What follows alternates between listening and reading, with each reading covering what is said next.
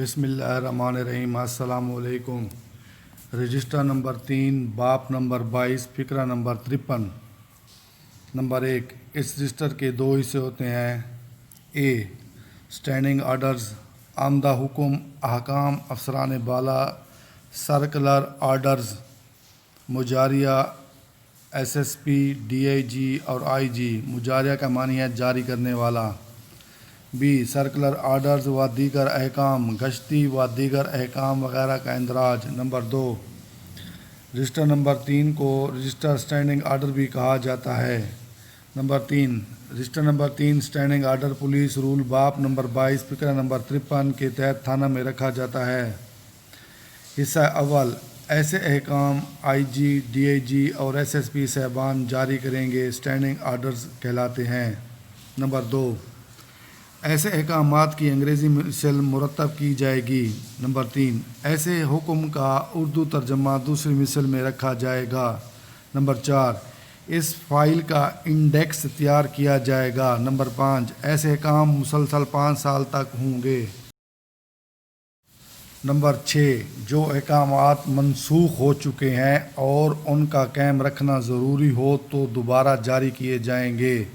Number 7، ہر سال جنوری کے بعد ریڈ لائن اور ہر ایک تھانہ کو تمام سٹینڈنگ آرڈر کی فہرست بھیجی جائے گی۔ نمبر 8، جب کوئی حکم منسوخ کیا جائے تو تنسیخ کی یادداشت انڈیکس میں تحریر کی جائے گی۔ نمبر 9، ریڈر تمام ترمیمات سے متعلقہ اشخاص کو تحریری اطلاع دے گا۔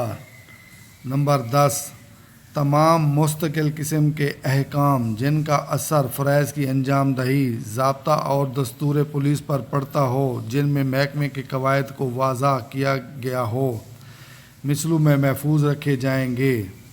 Number 11، S P standing order جاری کرے تو وہ باغرض منظوری ڈی آئی جی کو پیش کیا جائے گا۔